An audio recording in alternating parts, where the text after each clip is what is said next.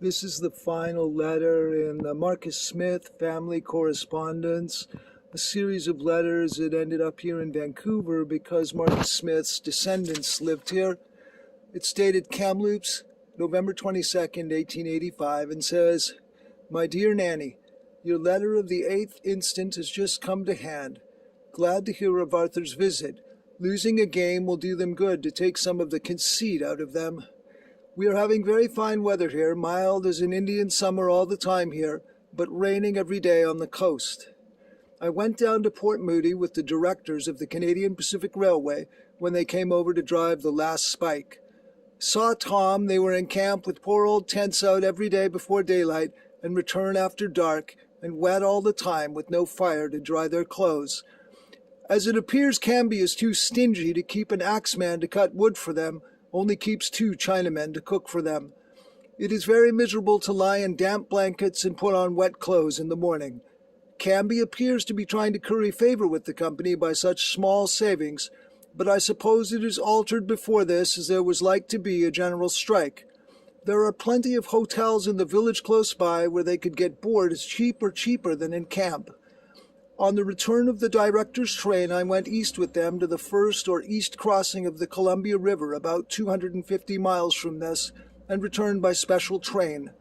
There was then 2 feet of snow on the level on top of the Selkirk Range, and a train just come through was detained 4 days, the snow being 3 feet deep. This is the last train across the mountains this season. I took my large trunk with me to Donald, as far as I went, expecting that I would follow in a week, but that is now not possible. Besides, I have just received a telegram from Schreiber asking me to hire men to work a hand cart to inspect very closely this part of the line, which will take me 8 or 10 days. I expect them to come home,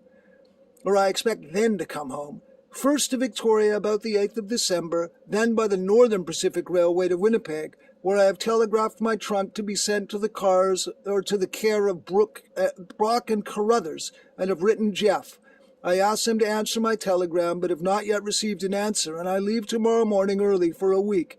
And as the trunk was labeled for Ottawa, which I asked them to alter to Winnipeg, it may possibly have gone on before by express and will probably cost $50 or $60. Should it come, I wish you to have it opened, and in a small compartment of a large pocketbook you will find a pass over the Canadian Pacific Railway, which you will send to me care of Jeff.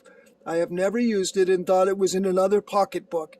I send herewith a wax impression of the key from which a locksmith will find one to fit it. Love to all. Yours ever, Marcus Smith."